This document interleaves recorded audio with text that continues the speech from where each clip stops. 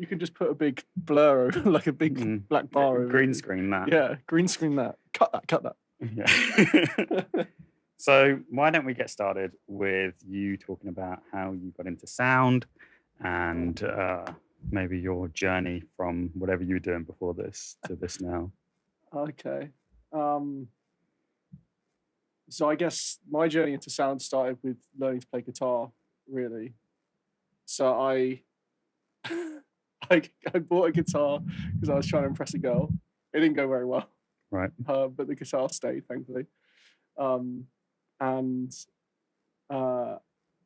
guess I started just buying gear that people on YouTube or like my favorite artists had. So like I was really inspired by Gary Clark Jr. when I first started playing, which is very bluesy stuff. I guess my interest in like sound recording and stuff like that was more just from a musician's point of view. And I never really thought of a career in it. And I actually had a career in sort of like an electrical engineering, mechanical engineering space. So I used to go around fixing machine tools and stuff. And COVID hit, and I was like, I wasn't happy in my job. And I was a key worker, which is fine, but it just wasn't really piquing my interest. So I thought, now's probably a good time before I get too far into this job role. So I was like 4 or 5 years into it, maybe 4 years. So you hadn't been to university at that point? No, I'd written off going to university based on my failed grades at A levels. What did you do at A level? So I only did AS levels, which is the first round, so year 12. So GCSE, I really tried quite hard, and I would say I got pretty good. And then by the time I got to A levels, so year 12, year 13, I was like, this is not what I want to do. Mm-hmm. So I would just skydive and go to the skate park and stuff.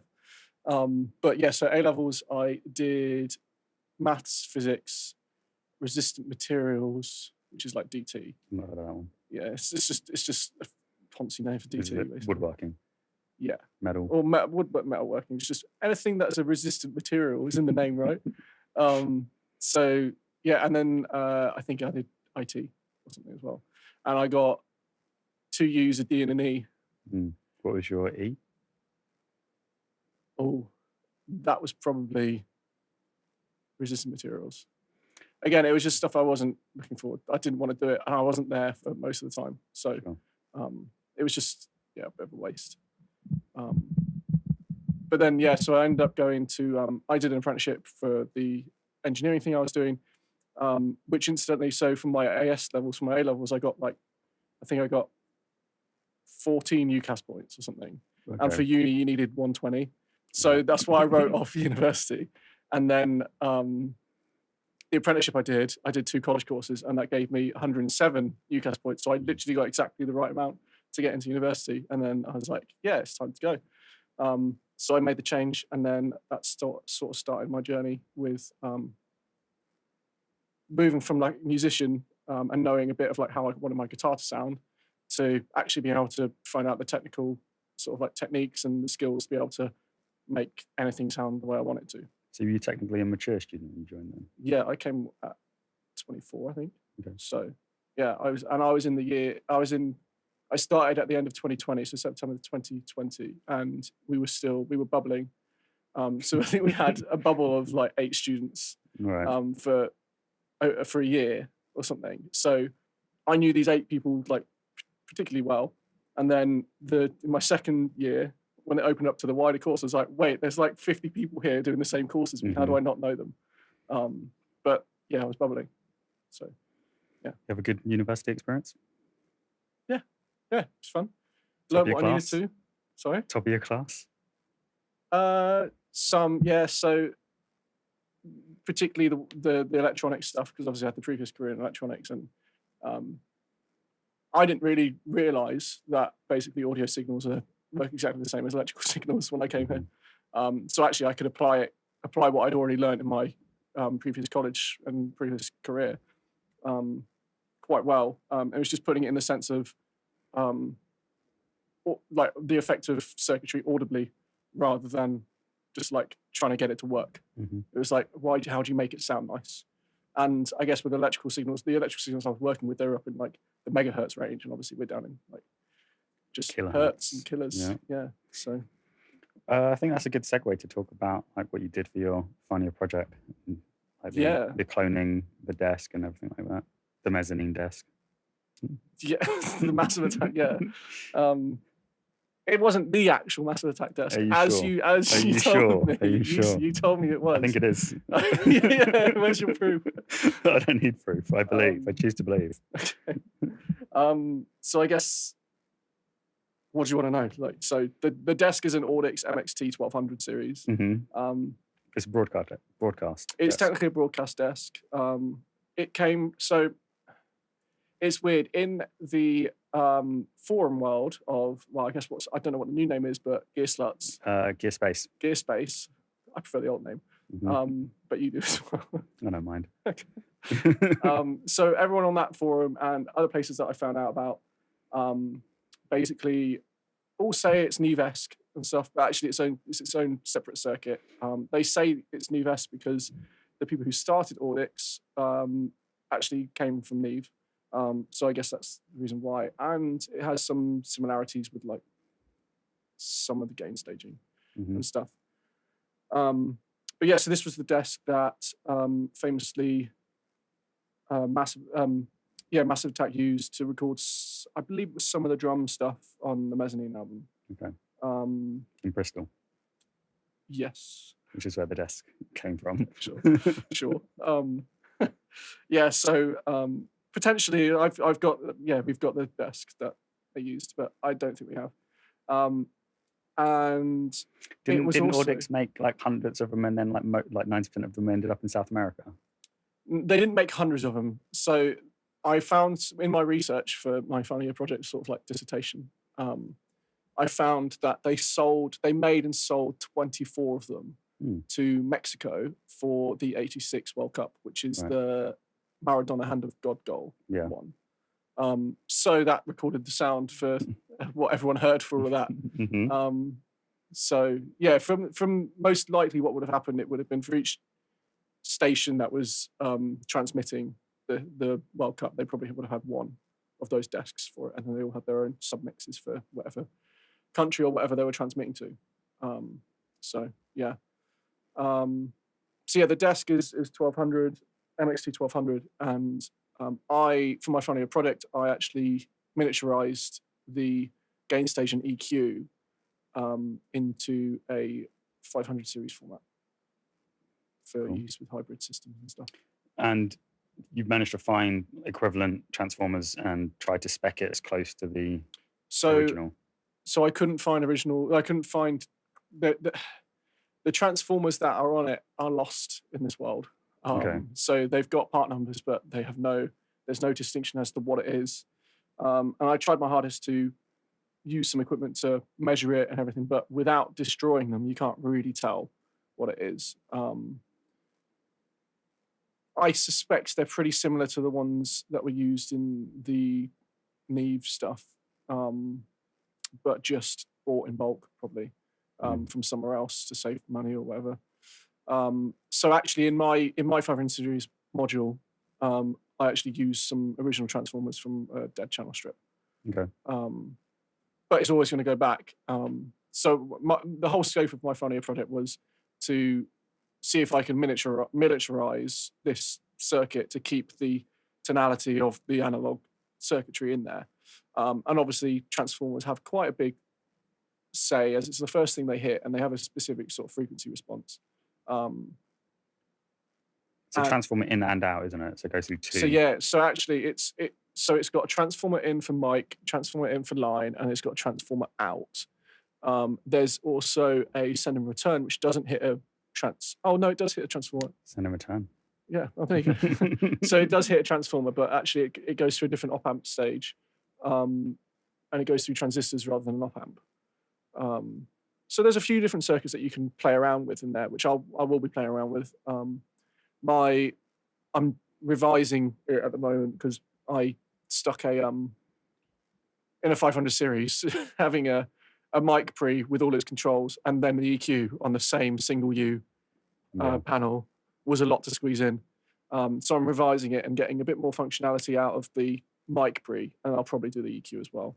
So you have just one U For preamp, each. one U Yeah, EQ, and you also had the schematics for the compressor as well, right? yeah. So there's a stereo compressor in there, which I'll probably do as well. Is that like It's a got- bus compressor? Yeah, it's got sidechain as well, which is quite Oh, nice. So I'll probably end up doing that as well.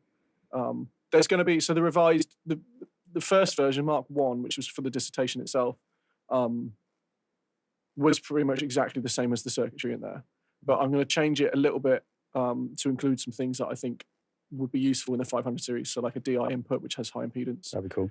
Impedance selection as well. But that means the easiest way to do that, I found, is probably just use a different transformer, which obviously I'm not going to, if I'm going to try and manufacture it, I'm not going to use the original transformer. So otherwise I have to gut the desk, which is a shame. And you've only got one of those. I've only got one of the desks.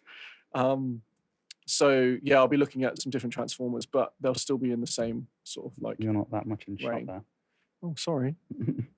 So it'll still be in the same sort of like ballpark. I'll probably use the same ones they use on the Neve because they have switchable impedance from high and low. So Yeah, I've used the ISA 828. Yeah. And that's got switchable impedance. yeah, so that's got switchable quite low. It goes really low, and then it goes quite high. The best way I can describe like how it sounds is the lower you go, like the softer the sound gets. It's like Yeah. it feels a bit slower. And then the higher impedance you go, it tends to make it just sound like a bit harder. Like the transients come through a bit clearer, and it's like Yeah, so a more aggressive sound. but it only has like a slightly. roll off. Mhm. So the lower you go, it has like a roll off of the upper frequencies almost. Yeah. It's not super drastic, but it also is down to like matching. You can change the impedance, but then you also want to match the impedance with the microphone going in. Because if that's all wrong, you're not going to get the correct. I mean, you can stylistically choose whatever you want, which I'm always a fan of. Just like stylistically choose whatever you want. There's no wrong way of doing something. Just like the question everyone says like, oh, why did you do that? But I'd rather just ask, what did it sound like? Mhm. Because it might sound good. Yeah. It also might sound crap, and then you Mhm. can just decide on your own. Yeah, I mean, like everything's subjective. Yeah. Like, there's- So So talking about like your approach then to making things sound good. do I make things sound good? What do you think? I have not really heard that much of your Oh, work. You need to send me some why would you mixes. put me on a podcast then? I don't know, because you like sound, Yeah, sure. I guess. You do guitar, but you also do recording. Yep. As well. And so I've done a fair whack of live stuff in the church world, Mhm. and then I've done some smaller events as well, bigger events, and then I also do a bunch of broadcast sort of live streaming stuff, which is all in the box, but that's off of a Sunday usually. With church stuff, do you find that you're in really reverberant venues quite often? So the venue I'm mostly in, which is a central one here in Birmingham, it's an old coal house, like coal, I guess, factory. It's on. The church is called Gas Street Church Okay. because it's on Gas Street, where basically it was an old basically factory, and you go in and they used to have the old railway lines and stuff in there, and it's right next to the canal. So basically the coal would go in and then they'd burn it and then set up fires around. But so it's not like a big old grand church. Okay. Whereas I have played and mixed in those as well. Where obviously the older churches and the more grand churches like the cathedrals and stuff, they're designed to have amazing acoustics, which nothing needs to be amplified realistically. Maybe a talking voice might want to be amplified these days, but yeah, it's kind of hard to mix in those scenarios or to beat the reverb at least. Yeah. There's one in London, which is in Hackney, and it's actually a working venue at the moment. So it had a big revamp and some money turned into it from the lottery or something, charity. And I went there and it had a good 10 to 15 second natural reverb that hung there for a while, Nice. which is lovely, hmm except when the reverb from like the first verse is ringing out into the second verse, it's not really, you can't really, it's a bit weird. so I wish they would have had like a umbrella or something in there that would they could bring down. But yeah, so I mean, thankfully the one that I'm mostly in at the moment is not too reverberant. It's pretty good. It's treated as well. So Cool. Yeah. And you play there like pretty much every week. Yeah, so it's sort of so there was a time when there was like 3 of us on team, and we have so the church itself has room for about 430 people in the congregation, and we do 4 services in that specific location, and we do 4 services a day. So it's a lot. Yeah. And yeah, so there was a time where there was only like 3 guitarists or something. So I was doing quite a lot. I would play almost every week. Now it's died down a bit, so now I'm playing maybe a couple of times a month. Okay. Which is good because not that you would care, but church is a shots fired. It's Have you good. been to the Holy Land? No, I know you have, but you went for different reasons than I would go. No, I went for a pilgrimage. Did you? Saw all the sights. Okay. Not. Yeah, sure. We won't go into this. It'll get cancelled or something. Yeah. So church, you don't want it to be a job, or you don't want it to feel like a chore, which it is so easy for that to happen. And for me, I found serving a couple of times a month, maybe a little bit more than that, is good. It's Cool. good. Do you find yourself behind the desk much? So after COVID, I was behind the desk a hell of a lot, which at the time it was a Yamaha. Yamaha CL 7, 5? 5 maybe? It was a long time ago. Okay. It was like 4 years ago. But so yeah, we used one of those a lot with a Rio Dante box side of stage. So I was there a lot. I'd be there sometimes 12 hours a day. Just volunteering. And then I moved up to doing more of the broadcast sound because I wanted to sort of do that, which is all in the box through Logic. So we just would take a Dante feed and you'd mix it separately for broadcast, so YouTube streams. Yeah. Then a couple of years ago, I decided to sort of take a step back from that sort of stuff because I was serving a lot, and I felt I was called to play guitar more. And then I was also doing my degree in sound engineering, so it was a lot to do. Like I'd find I'd just be mixing all the time, and I wouldn't have any downtime to do anything else. And creatively, I just felt like I wanted to be playing guitar more, and I felt cool to play guitar more. So I took a bit of a step down and started doing more playing guitar. I know you're into pedals. Should we? I am, yeah. Should we talk about pedals? What do you want to know? For when you're playing, yeah. How much stuff do you like, for example, try out live, or do you have like a set order that like for this chorus you're going to do this effect? Or I've tried a few different ways. Yeah. So I've tried having a set list, like a song. What is it called? Snapshot, I guess. Sure. Where you'd have a snapshot per part of the song. So like intro, verse 1, verse 2, chorus and stuff. But then I found that you get locked in on that a lot. Is that all triggered off MIDI? Yeah, so I had, I have some of the MIDI programmable. So shall I go through the pedals first and we can talk about it? Yeah, let's do that. Yeah, so. Is this in order? Do you want the order? Sure. Okay. It's changed quite a lot, and I've tried a few different. So basically, we're silent stage. Okay. So we're using amp sims. It'd be nice if I can get some live amps, but also expensive. So. Would you have them off stage, around the back? Yeah, they'd have to be somewhere else, and in like an isolation booth or something. But so I use amp sims. I've tried quite a few different ones. But anyway, so I would start off going into a compressor. So I have a Ross compressor, like a parallel compressor. So you can get that blend of the compressed signal. Because you can sort of dial it to what you want. And then I have a Jazzmaster, which is single core, and then I also have a Starcaster, which is humbucker, wide range humbucker. So they're quite tonally quite different, and they compress differently, so you can adjust that, which is quite nice.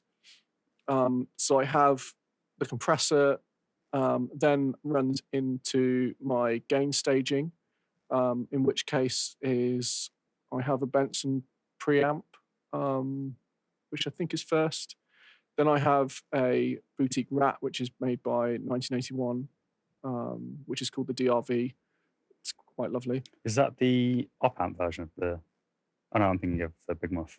Yeah, you're thinking Big Muff. Yeah, there's like an 80 version of that is op-amp based, which was used on that Smashing Pumpkins album. It's like a slightly different sound to like the Transistor one. Was it the Pi? No, I don't think so. Okay. Or is it the Ramhead or something? It's weird. They have a few. They obviously got have like loads of muffs. Yeah. And So yeah, you were saying Rat goes into yeah. that. Oh, so no. So what I have is I have the. I'm trying to think of the order because I just recently changed it up because I wasn't quite happy with it. So it might actually go into. I have a. They're now a dead company. They died after COVID, I think, but not the person, just the company. Called Acela Effects Scarlet Love V3, which is a MIDI controllable or MIDI switchable overdrive pedal, which has clong clipping, it has tube screamer clipping, and it also has it does the plexi sound as well, which is quite interesting. So that's all triggered off of, that can be changed over MIDI. So I think I've now got that going first, and then I run it into the Benson preamp, which is it's a transistor version of the Benson preamp that he uses in his amps and stuff. And then I have that running into the Rat, which is like my final heavier gain stage. Okay. Then I go volume pedal after that. For swells and things. Yeah, so I've tried it before where you have the volume pedal almost first in the chain, or post compressor, I guess. So then you swell into the drives, but I found that actually I prefer swelling after the drives because then I can still keep the driven sound, or I can still keep the driven sound. Yeah. And then I can have it just at a lower volume, which is great. And then I have all of those running into my wet effects, which is I have a GFI Synesthesia, I think it is, which is basically it's a dual engine modulation pedal. So I could have it's also got send and return on it, just so you know. But I could have, let's say, like a chorus running on one side and something else running on the other. So I can have them independently, left and right. And they can cascade into each other. You can cascade into each other, and then you can send and return stuff as well. And then we've lost our fireplace then. Suddenly gotten really cold.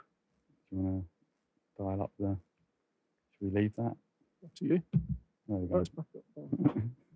Every time. There we go. I think you need to be slightly more in shot there. Come in more.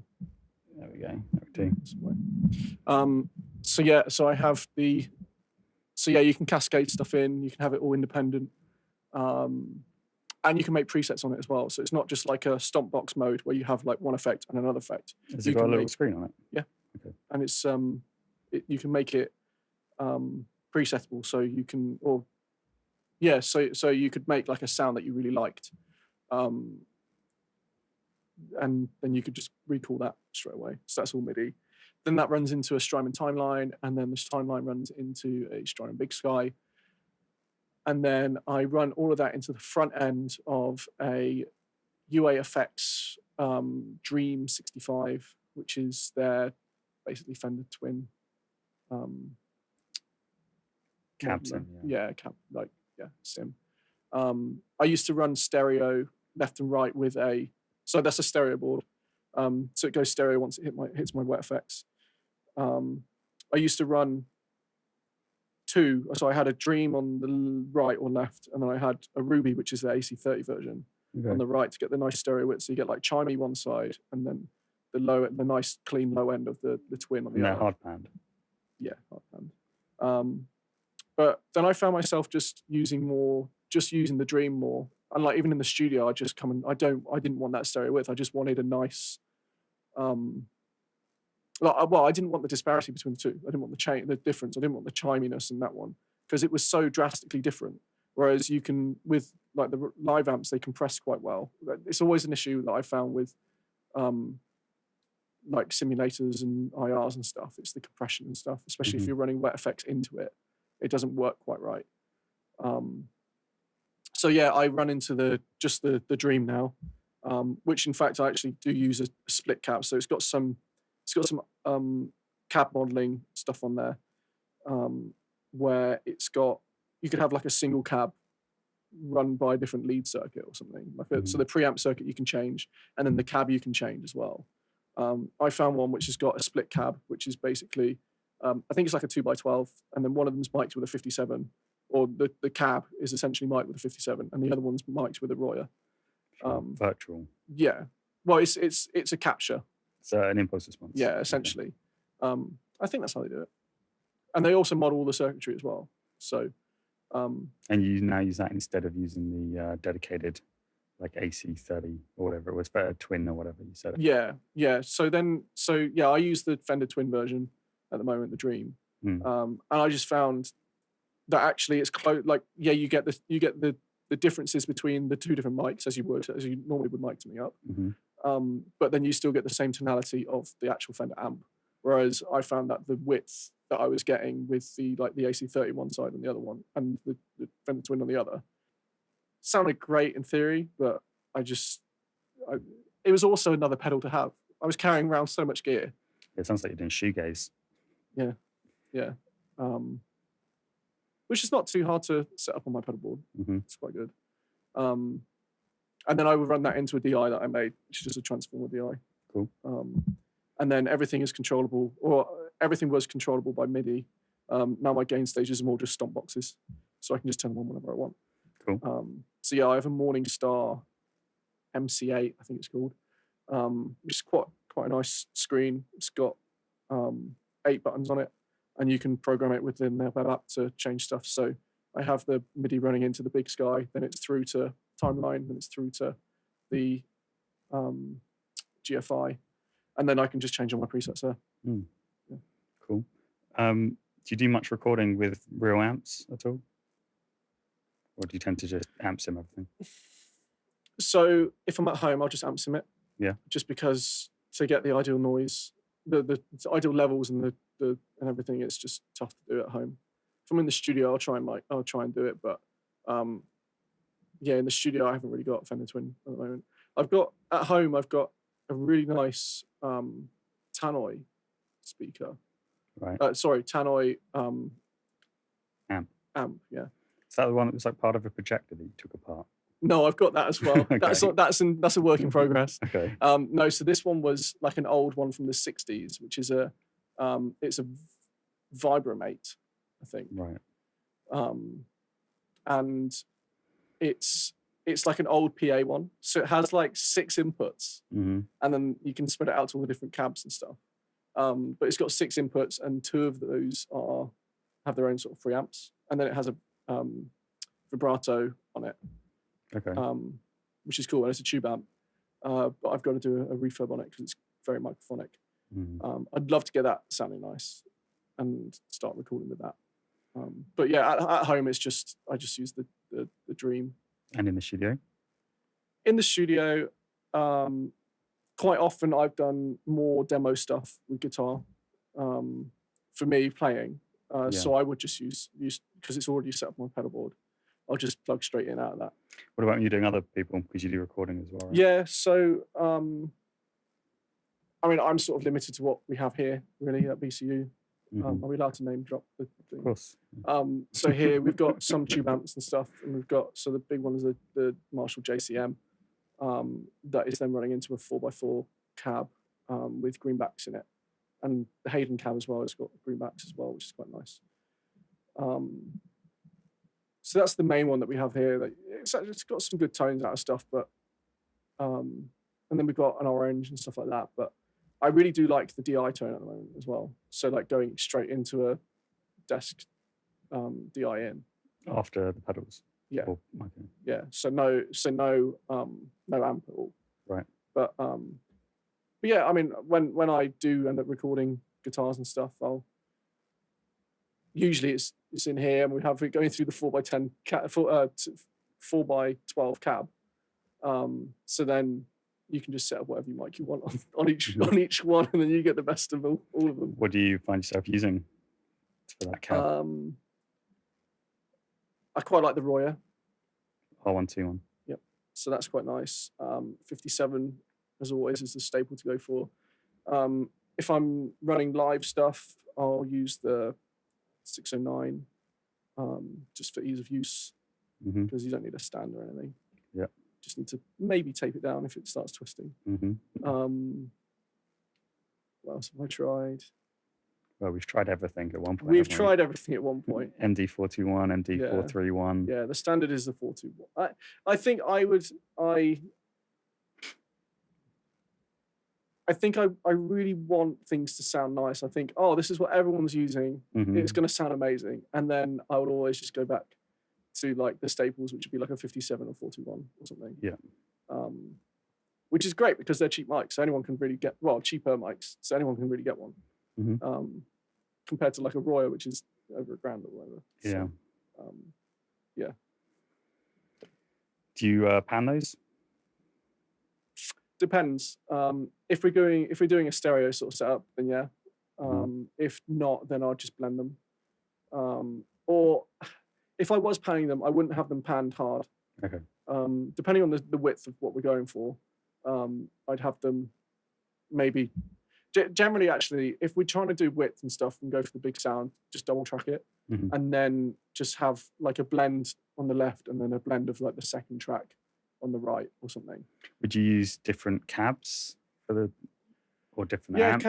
can do maybe different guitar. Mm. So it'd be quite cool to get. So I found it's quite cool to get single coils versus the humbucker or Yeah. something.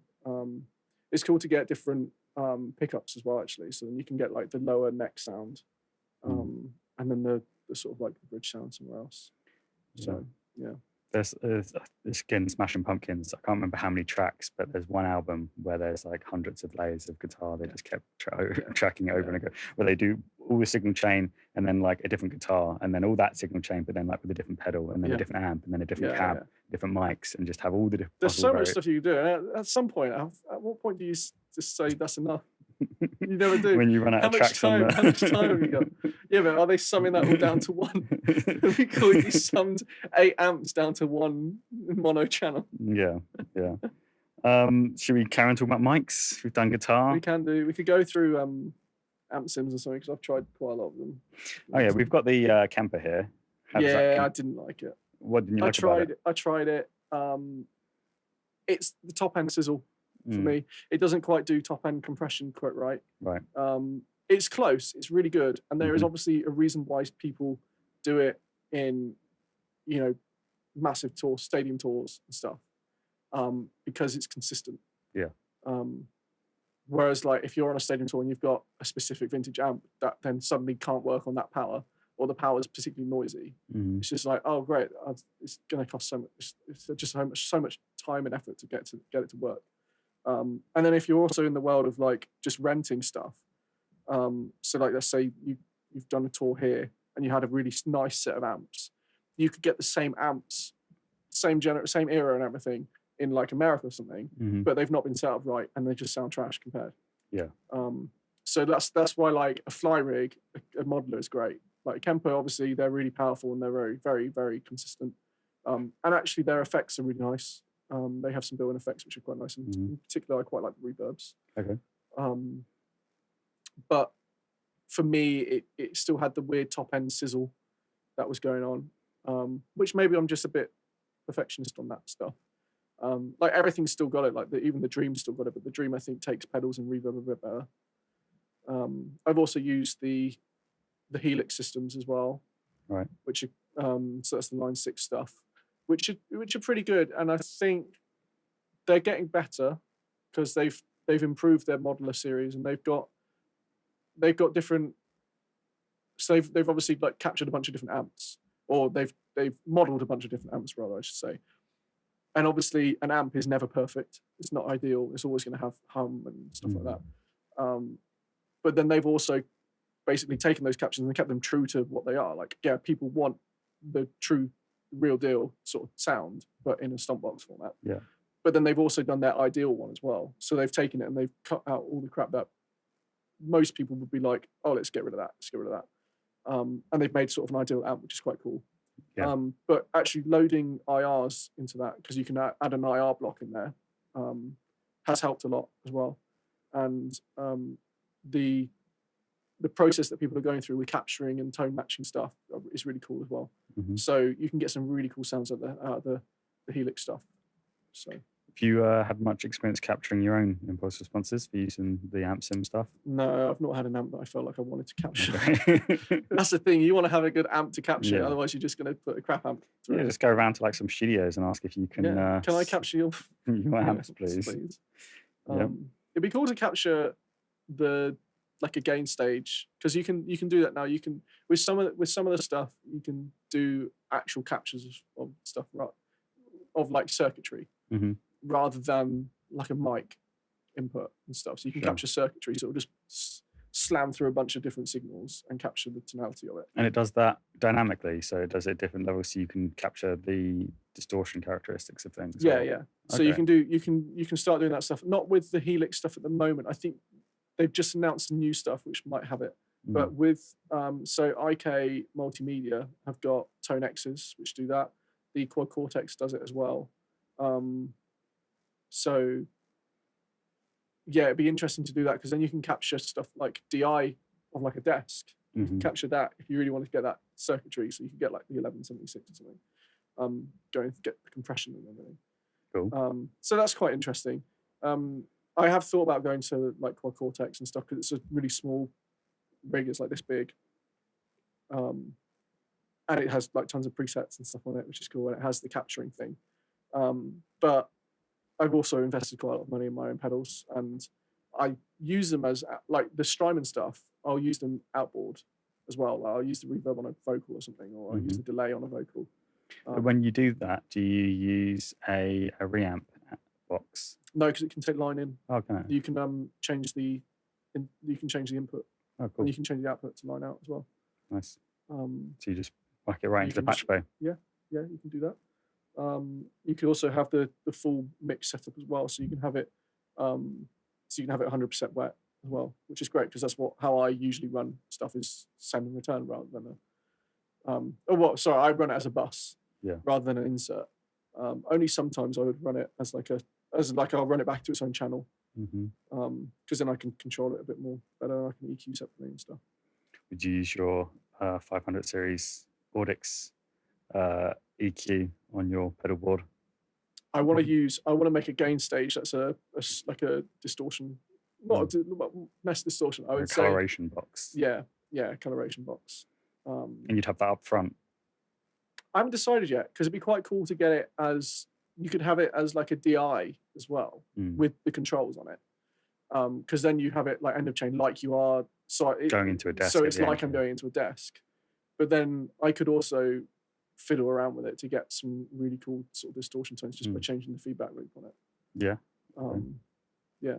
So Cool. because the gain in that, to go back to it, the gain isn't basically, you're not dialing up like the input, or you're not reducing the input to lower the volume going into it, but Mhm. changing the feedback loop, Yeah. which is quite cool. So, Like what a Tube Screamer does. yeah, but the Tube Screamer is, I don't like it. What don't you like about it? Honky.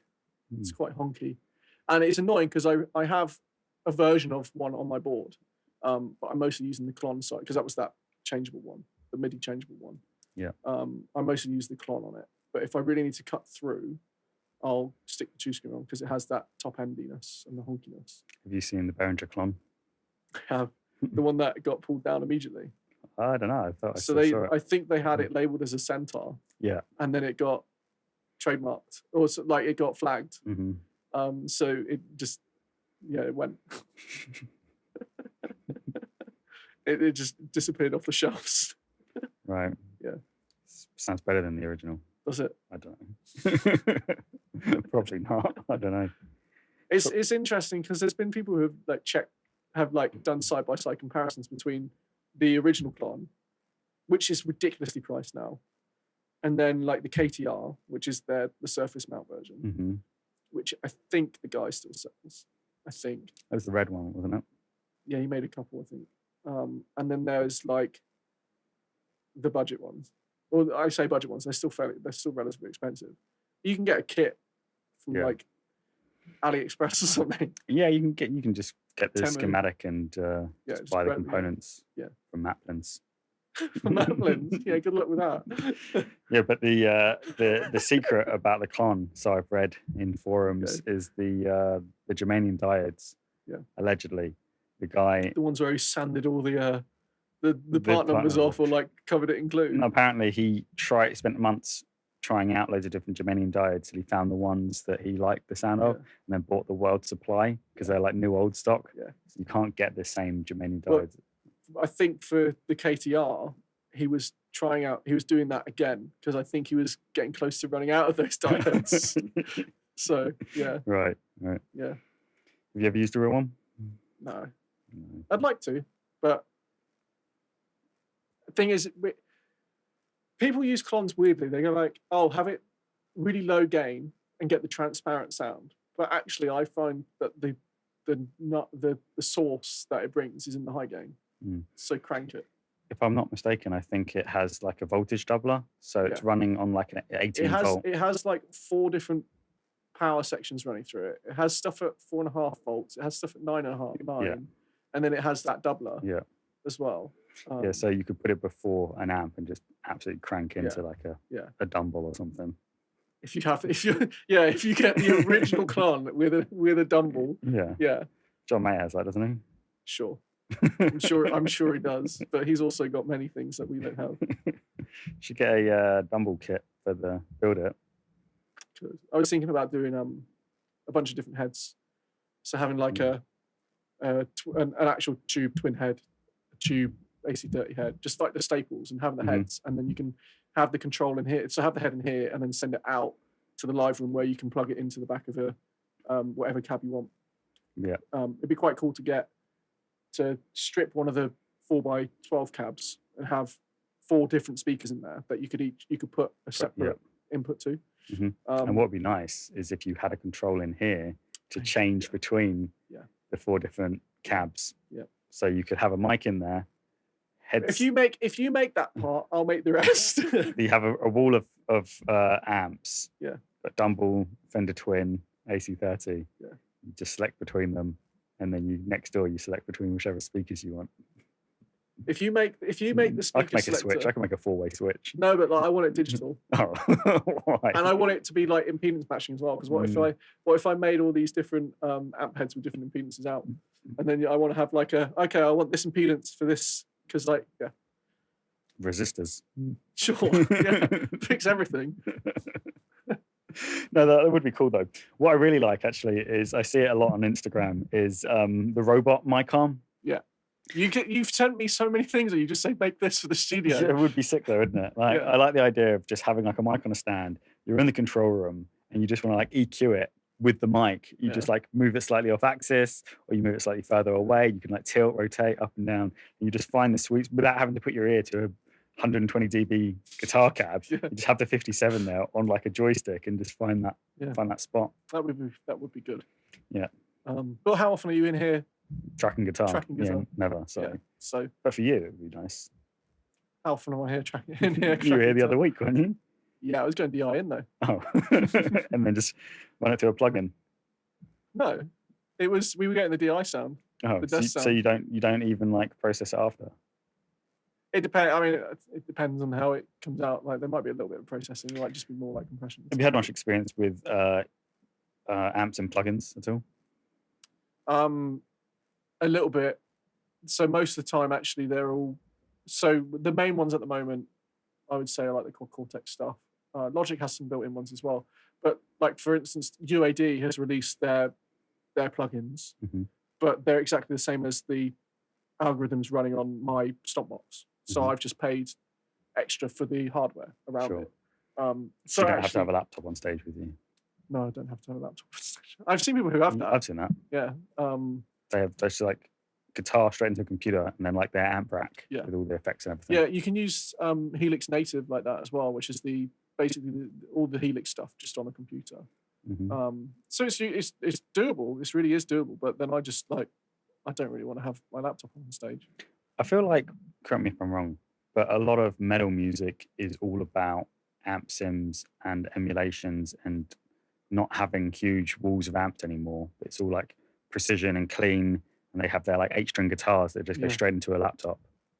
Yeah, you'd find that. I think that's the thing with, because it's so hard to get that.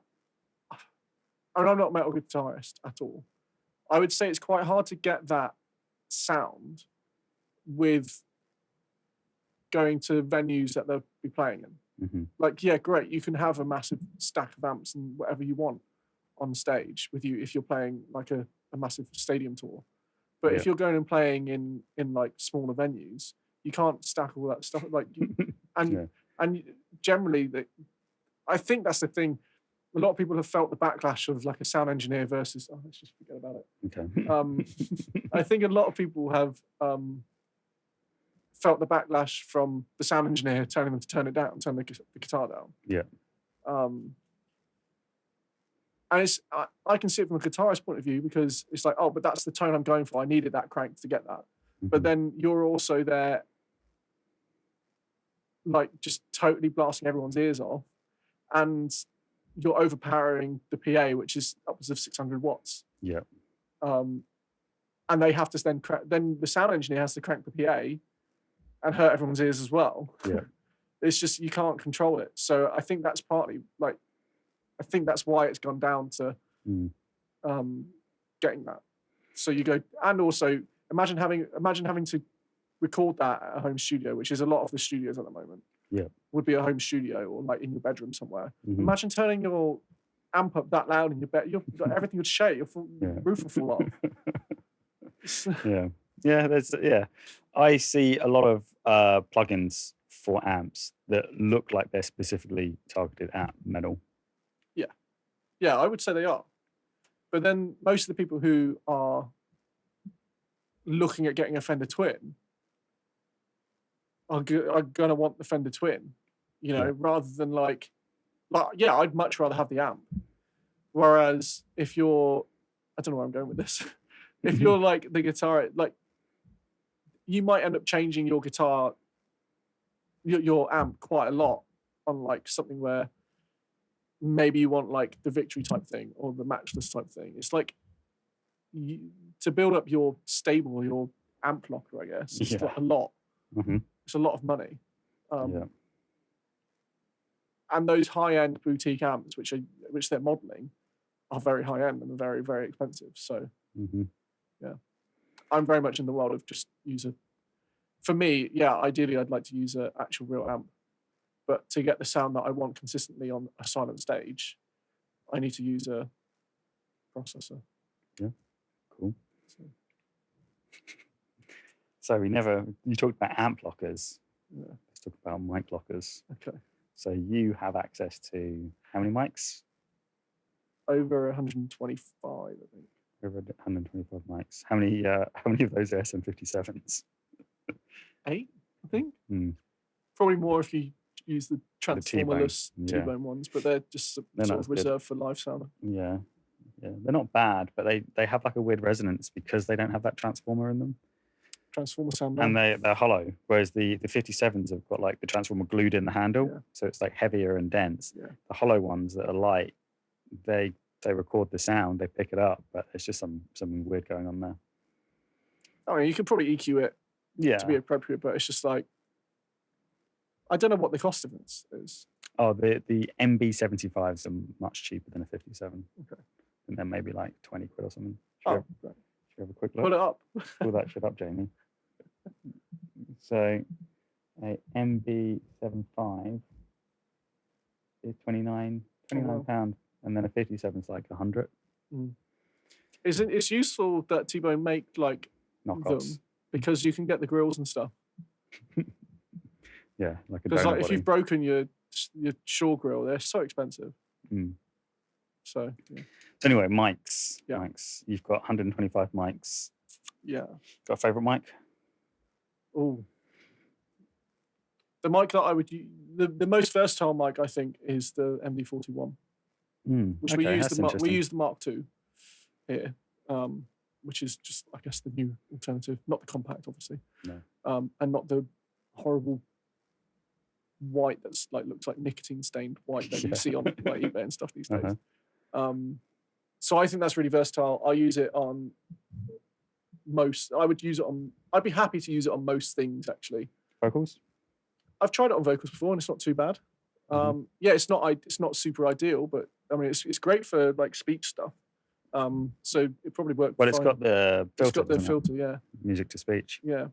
But yeah, I'd use it on toms, guitars. Tried it on Kick Out before. That's quite good. I've tried it on Kick Out, but on the badder side. So where the beater, it was for metal, and they wanted just loads of click. Yeah. And so it was like an inch away. So the beater's hitting here, and the mic is like right there. You need a really quiet pedal, obviously. Yeah. But when you do like double kick, and they have like a really fast pedal that's quiet, and you put the MD41 like right there, it's like a really like all click basically. It's great. Yeah. So that's the only time I've not used it on the Resonance side. I've used it on the Resonance side versus like a 52A or something, and it held up fine. It's always funny when you see people use it the wrong way. But It's like pointing upwards. Yeah, it's like no, it's not a large diaphragm or anything. It's just it's end address. Yeah, but the plastic cap is very misleading. Yeah.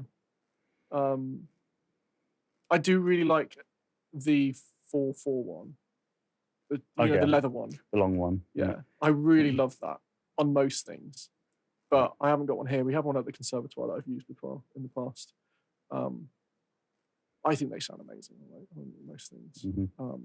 And you can EQ them however you like. Like you can, I mean, you did a whole PhD paper on saying you can EQ a mic to make it sound like anything you want, like any other mic, so it's fine. The 441 has like a presence boost switch as well. Yeah. I don't like the MD41 on snare. Yeah, I wouldn't use it on snare. I'd use it as something else. I tried the 431 on snare the other day. Yeah, I like that. It was pretty good. Yeah, it's pretty good. I used it on snare top, and then I also used a 451B AKG on the bottom. Okay. I hadn't tried it before on the bottom. Normally I just go for like a 57 or something. It was okay. I think I had to do quite a lot of EQing to get it to sound like I wanted it to sound. Is that because it picks up a lot more of the rest of the kit and the kick? Yeah, I think it was. It had like a lot of sizzle on it as well, which I know you're under miking a tom. Under miking a snare. You want that's what you want to get. You want to get the sizzle, but it felt like it was too much sizzle. Okay. Should have tried an MD431 underneath. If only I had two. Wow. Actually, I see the MD441. So you could have 431 on top, 441 on the bottom. Full Sennheiser snare experience. Sennheiser everything, yeah. Yeah. Yeah. We probably have enough mics to do a whole drum kit with Sennheisers. Probably, yeah. Could do. What was I going to say? Something about snare. Oh, Beyerdynamic M201. You have much experience with that on snare top? Got one. Yeah. Haven't used it yet. I think, have we used it before? I can't remember. If we for a used class, it. I think we used it. Yeah, we may have used it for class. I can't remember the outcome of that. But. So, what I have found is that there's a lot more top end in the 201 versus something like a 57. It's got much more of like a condenser response to it. Okay. It's much more broadband than like any other typical handheld dynamic. And it is dynamic, so it can like handle the level. And you just get like more snare. I think it's a great mic. It'd be interesting because those Beyerdynamics, when you receive them now, they come with the response map for the actual mic that you've received. Yeah. So it'd be interesting to see what that frequency sweep is for our actual mic, and see what that boost in the upper highs is. Yeah, I don't know if it's necessarily a boost. It's just It how like just a more linear. Oh, cool. Extends further out. Okay. And I like using pencil condensers on snare, depending on like how hard they're hitting the hi-hat. And so the Beyerdynamic M201 is like a good compromise. You still get like a rock sound if they're like smashing the hell out of the hi-hat. You can kind of get away with it. It's like a hybrid, basically, how I feel. I ran a KM184 on the hats the other day. I think I would have preferred it if I'd swapped it to the 451B and had the KM184 on the snare bottom. Okay. I think I'd like to try that next, see what that sounds like. Do it. Let me know. Yeah. Let me know how it sounds. I will. So we've done snare, you've done all the other instruments with the MD421? Sure. No, yeah, I think in the studio I would use a 41 on toms. Just in general, I like those a lot. I've tried using the Audic stuff, so the D2, D4, D6. Yeah. I think I prefer what the 41s do for toms, and I do love the Audic stuff, but in live situations because they're conveniently small. And the clip is really nice. With The little clip is gooseneck. lovely, yeah. Great. Whereas great getting clip. a 421, a full size 421 on a drum rim clip is a pain. Well, they've got the compact versions now They do. specifically for that, and I don't think it has the filter in there either. Interesting. I think it's just fully open, so M setting. I don't know, I have them set on it anyway. Yeah, I because you can just do the high pass post anyway. You can, but it's not quite the same because the low frequency energy still has to go into the preamp and be amplified. What they could do is they could do with having that filter as like its own mic. Well, yeah, I guess so, but like have it as like a in between. Like an insert thing because you have an XLR running into it. Like a barrel. Yeah, like a barrel. The Earthworks, I don't know if they still do it, but they used to have the kick barrel. Yeah, but that's not the Sennheiser one. No, but you can put that kick barrel on like any mic and turn it into like it's basically, you know how like the D6 has like the big scoop? Yeah. It's like a scoop, mid scoop that you could like attach into any mic and like get more of like a kick sound. And I used it on like a D6 to get like even more scoop. It just does more. It's like, hollow sounding, a lot of sub, a lot of the click. Yeah. And that's one of the reasons why I don't like the i5 on snare, is it just sounds a bit too processed. I feel like if you're going to use an i5 on snare, why not just use a 57? Because it has got a scoop in it. Yeah, but just scoop it up post. Then you get all the frequencies running into everything, running into what you want. Yeah. So just do it in post. I don't get it. Like, yeah. I'm very much in the sense of like a simplistic person. Like live especially, make your job as simple as possible. Mm-hmm. In the studio, have a bit more fun with it, and try different things, obviously. But yeah, I just feel like just go. Like there's a reason. There's a reason why the 57 is so well known for snares and stuff. Is it because it's what people are used to hearing? That's the thing. I quite like the sound of it. Yeah. But would you like the sound of it if it wasn't? The sound of it if it wasn't on everything? Yeah, no, it's interesting. It's an interesting. You could go back in time and just change the 57 out to an i5 and all of your favorite records for the last 50 years. Butterfly effect. Yeah. What else would change? I wonder what an i5 would sound like on guitar. I think I've used it. I don't really rate that much. I like the D6 a lot. But where do you use it? Do you use it on floor? I have used the D6 on floor. I don't like it. I would prefer to use D2 on high and mid rack, and then have the D4 on floor tom, and then use the D6 on maybe a kick if I'm doing it. Kick out. Well, often I just like if I'm doing a gig somewhere, I wouldn't be using. Generally, it's like I'll use a smaller channel count anyway, and you can get what you want out of the out of the Beta 91A anyway. With a kick in, so you can have that as kick in, and you don't. I would. It's not often where I've been at a gig and I've put the D91A in on the kick in mic, and not felt like I was missing bottom end. I felt I was. You can just you can EQ it to make it sound like you don't need them. Yeah, for like Shrewsbury Folk, where I've got like a 15-minute changeover, it's just like 91 inside the kick. That will do. Yeah. I'm not going to set off the second mic when I'm running around the stage trying to set I don't. Mics. Yeah, with stuff like that, I just think simplicity. Do you use the contour switch? I've tried it. I just do stuff my end because then you can tonality change. You can change the tone of it whenever you want. Yeah. So. Yeah. So we've done snare, toms, guitar, kick. What about vocals?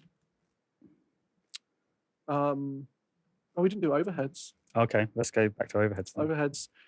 I've tried. I really like the ribbon sound, so I've tried Cole's 4038s, and then I also the other day I used the AEA R88, which is the Blumline one. Yeah. Which sounds lovely. Each time I've also set up the AKG C414s because I was always thinking, oh well, maybe the ribbons won't capture the brightness of the symbols and stuff that I want. And actually, in the context of what I was mixing, I found that the ribbon mics were perfectly all right for everything. And I've always just ended up keeping the 4-on-4s up just in case. But each time I've done a drum recording for maybe it's just the genres and stuff I'm doing at the moment. And what kind of genre are you doing? It's like an indie, sort of India, indie stuff. Maybe a bit more boxy, not super bright on the drums. But you can get the top end out of them anyway. It just handles I think the ribbons handle the transients a bit better. Yeah. Okay. I mean, it also depends on the cymbals. Like if your cymbals sound crap, then they're going to sound crap. Yeah. So. Yeah, I've tried using 4-on-4s as underheads, where you've got them Don't like the underhead sound. close to the ground, like behind the drummer. I find I've had success with that. Okay. With blended in. What genre? It was like rock. Okay. Interesting. So how far back did you have them? Like a meter behind the drummer. So it's like a under room mic. Sort of, yeah, but like close to the ground, so you get like a lot of low end. And you get like a lot of shell tone from like obviously it diminishes the effect of the cymbals. So you have something overhead. Have something overhead as well. Interesting. I'll have to try that. But yeah, it's like more of a lo-fi kind of a sound. Okay, that'd be cool to like blend. Mm-hmm. Because I found with the ribbons, the kit sound is amazing. Yeah. Like just the general sound of the kit with minus the cymbals. And you put the Blum line like right overhead. Yeah, so in line with the center of the kick. Okay. Maybe in between the kick and snare, but. Right, so like here then. Yeah. Somewhere in the middle. And you just pan them left and right? Depends on how wide I want to go. Sure. I will have them panned left and right, but I wouldn't go... Sometimes I don't go hard left and right. If I'm feeling like it's too wide. So I guess that depends on the cymbal placement as well. Then I'll have it panned slightly different. So, yeah. Cool. So... vocals, though. Well, have you finished overheads yet? You do room mics as well? No. No room mics. I've tried it and I was like, I get the sound. I'll just do it post. I'll stick it through I'll put reverb on the snare, maybe a bit on the kick, and then sometimes if I need to get some more glue together, I'll get the overhead in a little bit of a reverb, like really subtle reverb. Okay. And then on my master bus for the drums, I'd maybe stick a bit of a room sort of verb on it. Okay. Like on everything. So on your drum bus, you'd have. It depends, but yeah. Essentially, I'd have a separate, or I'd send the drums to a fully wet reverb that I can then blend in. Sure. But that's more just to glue it all together, which also you can glue it all together with compression, which I also use. But generally, the verb that you can hear that I have that you can really pick out will be maybe a bit of a kick and mostly the snare. Okay. So cool. So vocals then, I guess. Yeah. We can talk either live or studio. Live, I've used the 431. Oh yeah. Sounds really nice. Yeah, no complaints at all. It's a great mic. It is. It's good on everything. It's good on everything. Oh, but it's good on snare and vocals. And Guitar Cab. Is it good on Guitar Cab? Yeah, I'm pretty sure we tried it on Guitar Cab. Oh, okay. I can't remember. We just try so many things. It's so fun. Yeah, so I'd use that. I mean, live, I'd go for the supercardioid stuff. So like the Beta 57. Or if it's often the bands that I'm working with live will have like an MD as well, which is just to their ears or their wedge or whatever. So I'll give them the 57 because it's not really super like vital to have the 57 like vocals, but then like a Beta 58, that'll be vocals. Just anything that is like, because obviously live musicians, well, at least the live musicians I work with and the singers, they'll sometimes take the mic off of the stand and stuff. So like, it's kind of hard to give them a SM7B or something. If it sounds great, it's just like, it looks weird them holding it live, and also it's it's a bit awkward. So if it's more of a intimate gig, then maybe like a nice condenser, like like large diaphragm condenser or something. If they're like if Okay. it's like a really quiet or like a maybe like a bedroom show or something, Sure. go with a nice large diaphragm condenser or something. Right. Yeah, so vocals I've used that. In the studio I've used we have a Velvet X, which is quite nice. I also I saw it was in the production diary of Lizzie McAlpin's album, I think. They had a large diaphragm condenser. I can't remember which one it was, but then I saw this mic that I was like, "Oh, what's that?" And they were blending it. So they blended the large diaphragm with this vintage dynamic, Mm-hmm. and it sounded like a really intimate, lovely vocal. And I thought, "Oh, I want to see what that mic is." And it was a AKG D130 from like the 80s. So I Right. bought one of those, and actually it sounds really nice on snare as well. Okay. Yeah, and it's got like a weird mesh grill. I can't remember what it's called now, but it's like a mesh foam almost. Mm-hmm. Quite hard. I mean, you've seen it, haven't you? Yeah. Yeah, it's quite hard. And I think it would sound great on. I think it sounded great on snare. I think it will sound great on guitar cab as well. But as a vocals, I've used it on I've used it on acoustic guitar, just like as Yeah. a not super close mic, just really quick, and it sounded great. Obviously needed a bit of EQ, but it sounded great. So yeah, that's quite a fun one to try. Yeah, one thing I think people don't do enough is, apart from the SM7B, is people really tend to shy away from using dynamics in the studio because they think that's a live mic, Yeah. or the SM7B is like a podcast mic. Yeah. And so things like whatever that D130 or the MD431 can sound great in a studio. Yeah. When you have control over where it goes Yeah. in a quiet space. And actually, I put up the MD431 against like a U87 and had a class of students who would tell me they preferred the sound of the dynamic. They didn't know which ones were which. It was just a Yeah. blind test. That's the one they like the sound of more. It doesn't matter if it's dynamic or Well, I condenser. think that's the thing. You can get so with the condensers, you're more likely to. It's easier to capture all the harsher detail. At least that's what in my experience, I found, especially with like listening to some of the students, like listening tests and stuff. You find out how harsh stuff, because they always go for like a U87 or a TLM 103 and stuff like Yeah. that, because they're like, oh, well, this mic is $1,000. I'm going to use that. Yeah. As as you probably would if you like got access to this equipment for free.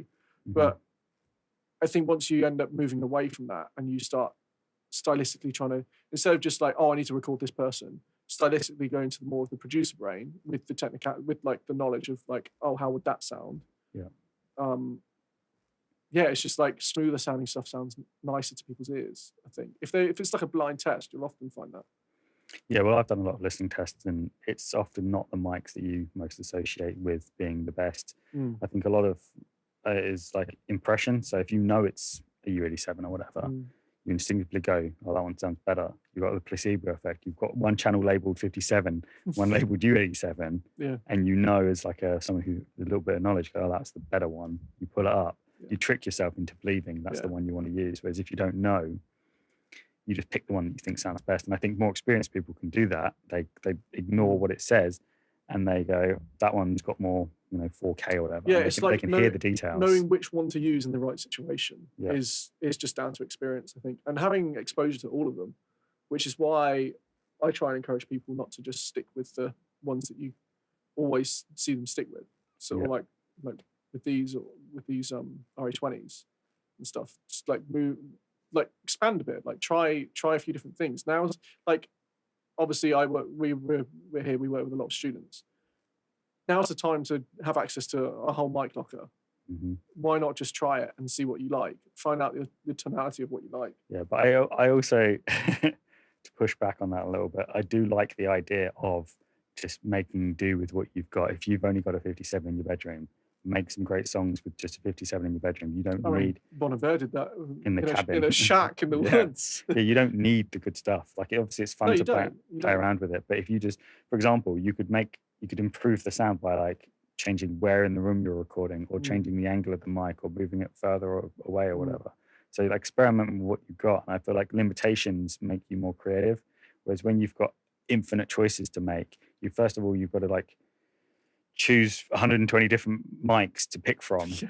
If you could just only have one mic, you could make it work, and you should make it work, and that's where like real Yeah. creativity comes out. No, I agree with that as well. But I also think that if you're stuck with just like, who's going to be stuck with just a UA7? You know, it's not exactly the feeling of being stuck, is it? You No. feel stuck if you just had if you just had the 58. Yeah, although I feel like you could make some great albums with just a 58. No, you can. But that's what I'm saying. Like, okay, so they've got access to these. What I see as the studio manager here, I see that everyone's just booking U87. Yeah. You'd like to see them book. I'd like to see them try booking other things. Yeah. Well, you could be the change you want to see in the world, and just not give them the UA7. You're having this. Yeah, I mean, like you could encourage people to. I mean, like we've spoken about, like making videos of like mic shootouts and stuff. Yeah. I think it would be fun to try to introduce some more. Yeah, I'd like to do that. You know, some different flavors into the mix. Mm. Let people use MD431 on snare top. Make that the new industry The new norm. standard. Yeah. Oh, well, you've been pushing for it, so It's a great mic. Yeah. Well, but I know a lot of people use the 201 on snare. Yeah. And actually, in live, I know that it's just we just so happen to get both of them at the same time. So Mhm. now we can actually have the shootout that we really want. Yeah, what we the should people want. we should maybe post that. I Yeah. think that'd be cool. You'd have to compare it to a 57 as well. Yeah. The kick on kick drum seems to get used quite a lot in live. You use that with one of your papers, right? Yeah, it hasn't been. good. It's good. It's a good mic. It comes out pretty high. So What's the price point? I think it's like £200 or like 180 or something. Interesting. Yeah, it's got switches on it too. So it's got like a classic and a modern mode. And so they're just filters. They just change the contours a little bit. That's 170. Yeah, that came out good. And the Sennheiser E602. Okay. That was also quite high as well. And what was interesting is that we had 3 different engineers mix them. And what was interesting is that even after processing, the like lesser mics were elevated in terms of preference, but the 602 and the V-Kick were still like near the top of their range, regardless of like who processed them. So 3 different people, completely unrelated to each other, completely different plug-in chains and like approaches to mixing.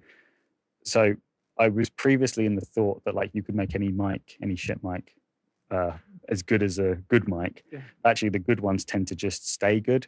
But is that just because they're capturing the content that you want? Whereas like often with like maybe a crap mic, you get it's not capturing quite. Yeah. Like So because I'm more on the side of you can't boost what's not there, basically. Yeah. I'm more on the side of cutting with EQs than I am with boosting. Yeah. So for example, you put up a 57 on kick. It hasn't got the low end energy there to make it sound like a decent kick mic. Yeah. It's just not there. You could crank the bottom end, just going to be boosting noise because the actual content of the frequencies weren't captured in the first place, because the mic rolls off, that gets recorded, and then you've not got the fundamental or whatever, or the sub energy. So yeah, capturing it right. And I feel like there's a lot of overemphasis where we're doing it now on like choosing the right mic. But you can make a bad mic sound good, I think. Yeah, I think you can, but also it's just like on your point of the good mics are consistently good. It's because they're capturing what you need to make it sound what people like to hear. Yeah. You're not forcing it. Mm-hmm. You should check out the paper when it gets published, if it gets published, that is. If it doesn't get published, are you still going to give me like thank yous? On what? How would I? Just like post it. Just like, it didn't get accepted, but here it is. Put it on LinkedIn like everyone else. Yeah, maybe. I'll try a different conference. Yeah, do that. Just keep going until I find somewhere that will post it for me. Yeah, I imagine there will be changes, corrections, but I don't think it will be too serious. I'm pretty confident with that paper. I'm pretty happy with how that turned out. It was very meticulous and scientific. And we can cut back to this when it doesn't get accepted. Yeah. So I actually did 2 kick drum papers. Yeah. I did like a perceptual one, and then like an objective one. So I did like a subjective evaluation of the kick mic mixed by different engineers, and then I did just a straight up like signal processing MIR type paper where I just took a whole bunch of features specifically for kick drum, and then did like a PCA, and then like a clustering with a dendrogram, just to look at similarity, just to see which microphones produced more similar results. And one of the concepts behind that was that if you're in the studio and you don't have the mic that you want, or you've heard someone use a mic and you want to use something similar to it, you can look like mathematically which mic is most similar to one of the other ones that are potentially on my list. So I think I used like 30 different kick mics. Yeah, I remember. Yeah. So that'd be interesting for people, hopefully. Sure it will. Yeah. So for those kick drum people. Kick drum enthusiasts. Yeah. So, this question I asked the other two guests. One mic, desert island, till your dying days, you can only use one. Well, what am I recording? Or is that just like I've got to go through my normal life now just with one mic? Yeah.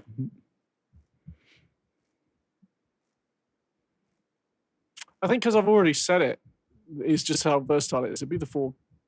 No, I'm gonna spread. I'm gonna go up a bit. I'm gonna go the 4-4-1. Oh, okay. I would have said the 4-2-1, but actually, 4-4-1. Is it the Little Lies video by Fleetwood Mac where she has a 4-4-1 vocals? Yeah. I just think it works on. Obviously, you're gonna have a hard time with stuff with like tons of low end content, possibly. Yeah. Like a double bass or a cello or something. Yeah, but I think it will work. I think you can get it to work. Okay. So yeah, I think the uses it has on everything else, I think would make it outweigh the cons of it being not. What did the others say? I think Nikolai. I want to know what Nikolai I think said a 4-1-4. Oh no, he said some Neumann thing. I think. Okay. Harvey I think said a 4-1-4. Yeah. I remember. I really like the KM 184s. They're nice. Good on snare. They're nice on quite a lot of things. There's also they've got is it the 107, which is the handheld condenser live sound one? By Neumann? Yeah. Oh yeah, I've seen it. They've got it black and silver, don't they? Yeah. They're really lovely. 107? I think it's a 107. 103? No. Let's go. Handheld mic. Here we go. What's it say? 105. 105. 103, 107. I really like those. I haven't ever used one. They're the ones we use mostly in my church. Okay. They're lovely. They get barely any bleed as well. 500 quid though for it's lovely though. Live vocal it's great for live, but I think that'll be amazing in studio as well because it's condenser, so it will capture all the nice. I suppose in certain situations, if you have a vocalist who is much more experienced doing live and you want them to feel comfortable, you could potentially give them one of these in the studio and let them hold it in their hand. If they've not had very much studio experience and you want them to like settle in a bit more, because some people get like. Because I haven't got one of those, I just give them the 4-3-1. Okay. It's great. That's the thing. It's what great. about the 130, the AKG? Have you tried that? Not as like a handheld. Sure. I've tried it where it's in line with the capture of the large diaphragm. And what are you usually pairing that with? Usually like a 4-on-4 or something. I think I would like to try it on a U87 with a U87 or with one of the Valve mics maybe as well. Yeah, I think something really clean like the Valve X. That is amazing, by the way. I ran that straight into just the SSL and it sounded amazing. Yeah, something like that with a dynamic to give it like a little bit of like grit or more coloration. Yeah, you could have all the like clean voice from. That's the one Valve thing I found I was missing was the coloration. So then I was running it through a J37 saturator. Yeah, tape saturators. But I in the end, what I did was I ran the saturator as almost like a double tracker. Sure. But with the saturation cranked a bit, so it came through, and you had that with like the delay trails. It was quite nice. Cool. So, yeah, that's what I found I was missing was a bit of the coloration. I think. But it was all there. Like, it sounded amazing. It was all there. Yeah, So- it's such a great mic. Yeah. And I had the vocalist. He was getting amped. He was like running on the spot while he was singing. And it was great. Like, it didn't have much noise and stuff coming through from the. Yeah, you could like isolated. You could maybe hear some of the floor, but you take that out. But Funny you should say that, because when I used that mic on like this rock vocal, he was like tapping along, and we got him standing on like one of those ISO mats for Oh, really? an amp. Yeah, so he was standing on. He took his shoes off. I made him take his shoes off. So he's barefoot on one of these like ISO pads. yeah, And we had to like obviously adjust like the mic by like 3 inches or whatever. But yeah, it's obviously a common problem. no, it worked really well. And yeah, everything was really clean. It just sounded great. And it sounded great with nothing on it. So like, obviously you do some processing and stuff. For this particular track that I was doing, I wanted it a bit more pushy, so I used compression and stuff. But yeah, it was like a great starting point, I felt like, which compared to the demo that they sent me, which had done on a 58, you could tell it was done on a 58. And actually, I could tell it was done on a 58, but I could also, I think they had just recorded it and sent it through. They didn't actually really do much to it, which is fair enough. Whereas I think you could get a good sound out of a 58 for sure, but not for this type of. When you're doing it in a studio, you're going to want to. Well, lots of vocals are done on the 7B. Yeah. Studio albums. Yeah, They've sold like millions of records. Yeah. So it's not the gear, it's the ear. Thanks, man. We talked about some stuff. Studio design. Oh. Want to move away from mics? Talked enough about mics yet? Yeah. Want to talk about all the studios you've been building? How you're designing them and stuff? Studios I've been building. Yeah. Yeah, I mean,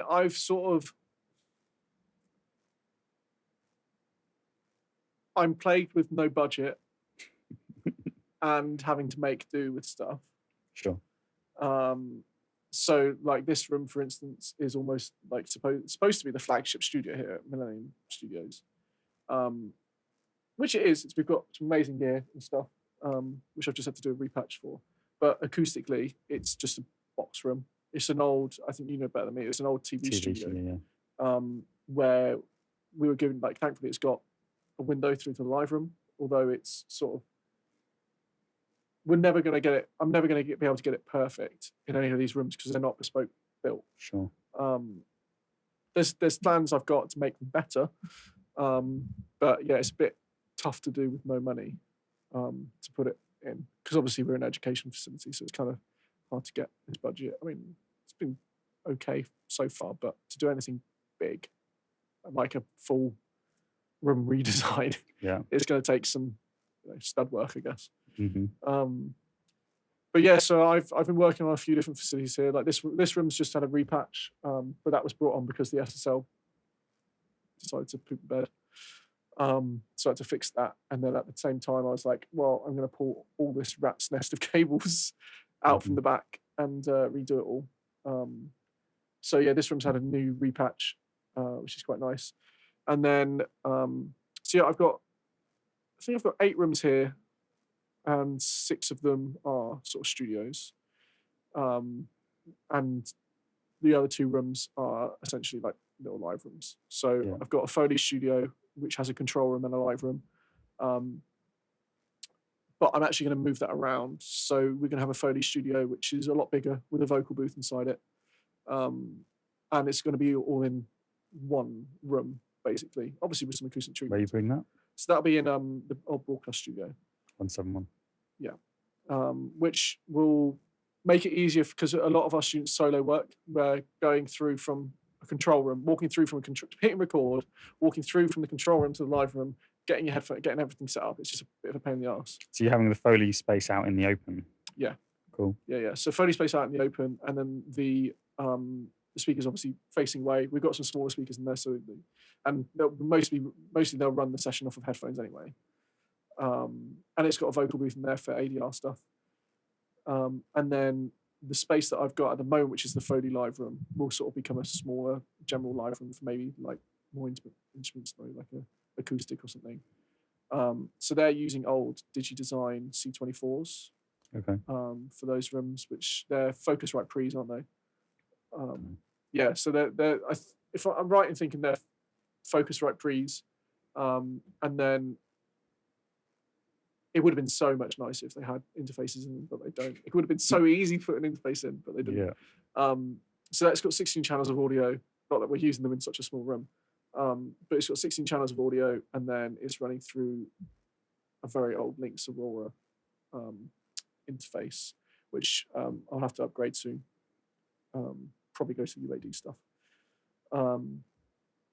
Then we've got, so yeah, that's the Foley control room, and then I've got Mix 2, which is another C24, which that has two channels of audio that you can record in there because it's just like a mix room. So if you wanted to go in there and do like a quick vocal demo or something, you could do. Yeah. Then there's this room, which is the SSL, and then the associated live room. We've got the Audient 1 room, which is an Audient A8024, I think, in there. 8024 is the big one, yeah. Yeah, ASP 8024, which is in its own sort of isolation booth. And then we've also got an ASP 8016. 40 is half, right? Okay, yeah. The 8024 and the 4016, I think. 4016 maybe, yeah. Yeah. Which is downstairs in a smaller version of it. 4816. Yeah, and that's downstairs as well. So yeah, I've got predominantly 3 main analog studios. Then we've got some digital ones as well, all running basically hybrid stuff. So this one's obviously got a bunch of outboard gear. The 2 Audients have got a bunch of outboard gear. The mix rooms haven't got any outboard gear, but they are running, you run plugins in those rooms. And then I'm actually trying to I want to build a Dolby Atmos as well. So because we're going to start teaching, we're starting to teach multi-channel here. Should be, yeah. Yeah. So I think it'd be nice to get a space they can, because there is a space they can use over at the RBC, the Royal Birmingham Conservatoire. Mm-hmm. But obviously there's going to be a lot of footfall to try and book a studio during exam season. Yeah, I think they've just got the one Atmos room that's also their 7.1 and 5.1. Yeah. Room. So I'll be doing, because that's a really nice treated room, and it's designed to be an Atmos studio. Whereas I'm again going to have to almost make do.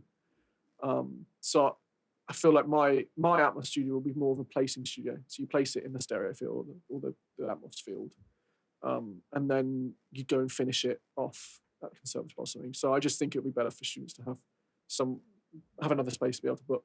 Yeah, for sure. But then we've also got a 16.2. Yeah. 16.2 over at the Steam House, but that's more of a simulation space. You can't really do any mixing in there. No, not really. No, it's not set up for mixing. So, yeah. Cool. Got quite a few studios, all plagued with their own issues. That you're slowly chipping away at. Yeah. You never told me what your system tuning song of choice was. Oh, I thought you would have known this. Based off of all the tests we were doing on all the tests I was doing on my Audix, and then what I had us play in the anechoic. It wasn't like a Tame Impala song, was it? No. I don't know, I forgot. Sledgehammer. Oh, of course, yes. Yeah. Yes, Sledgehammer. Yeah. It's a classic. Yeah. So that's like,